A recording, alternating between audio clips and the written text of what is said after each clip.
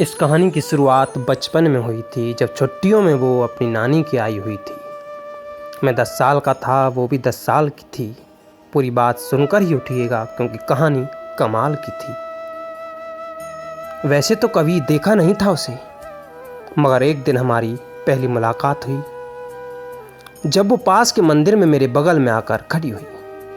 हाँ, उस दिन हमारी पहली बार बात हुई। वैसे किसी अनजान से बोलता नहीं था कभी, मगर ना जाने उस दिन मुझे क्या हो गया था।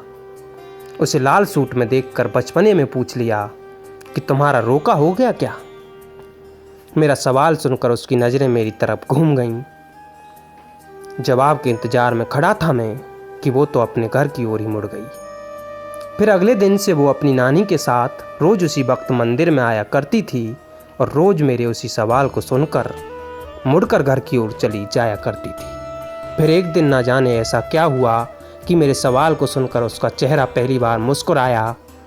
इस बार मुड़कर नहीं गई वो, बल्कि उसने हाँ में सर हिलाया। आज वो मजाकिया तौर पर हंसते हुए घर जा रही थी। ये पहली बार था जब बार बार वो मुड़कर मुझे देखे जा रही थी। एक रोज़ वो अपनी नानी के बिना मंदिर आ रही थी। उसके पीछे एक कुत्ता भागा आ रहा था, इसलिए वो ज़ोर से चिल्ला रही थी।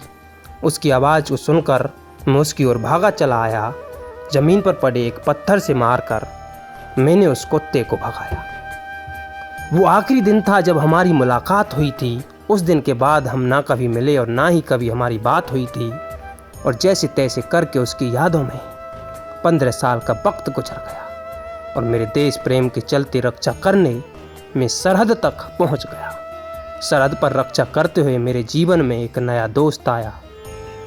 उसके परिवार के किस्सों ने हमेशा सरहद पर भी एक अपनेपन का एहसास कराया। युद्ध से पहले मुझे 3 दिन की छुट्टी मिली, जिससे मैं अपने परिवार से मिलकर वापस लौटकर आ रहा था। रास्ते में मेरे उस दोस्त का घर था, इसलिए उसकी पत्नी को उसका संदेश देने जा रहा था। उसी दिन मेरी उनसे पहली बार मुलाकात हुई। उन्होंने मेरा नाम पूछा और कुछ सवाल किए। उसके बाद आगे हमारी बात हुई। बातें करते वक्त उनकी आंखों में मुझे पानी नज़र आ रहा था, मगर ये पानी किस वजह से था उस वक्त मैं समझ नहीं पा रहा था। उनके एक सवाल ने मुझे संकोच में डाल दिया। उन्होंने पूछा, क्या तुम्हें पता है मैं कौन हूँ? ये कहकर उन्होंने मुझे गहरी सोच में डाल दिया। कुछ वक्त चुप रहकर मैंने नामे सिर हिला दिया। जिस बच्ची से तुम 15 साल पहले मिला करते थे वो मैं हूँ कहकर उन्होंने मुझे सदमे में ला दिया। हाँ, ये वो थी जिसका मैं 15 साल से इंतज़ार कर रहा था। वो कहाँ और क्या है सोचे बिना मैं उस लड़की से बेइंतहा प्यार कर रहा था। उसने बताया कि मुझे जब से तुम्हारे ये दोस्त मेरी ज़िंदगी में आए, उन्होंने मेरी ज़िंदगी को खुशियों से भर दिया। सच्चे प्यार का मतलब क्या होता है ये उन्होंने बखूबी साबित कर दिया। तुम जा रहे हो उनके पास तो मेरा जरा सा काम करना। मेरा कोई नहीं है उनके सिवा, हो सके तो उनकी रक्षा करना। उनका निस्वार्थ प्रेम देखकर मेरे दिल में उनके लिए प्रेम और बढ़ गया। अपने देश की जंग जीतने के लिए मैं सरहद की ओर बढ़ गया। युद्ध 3 दिन चला और हम आगे बढ़ते रहे थे।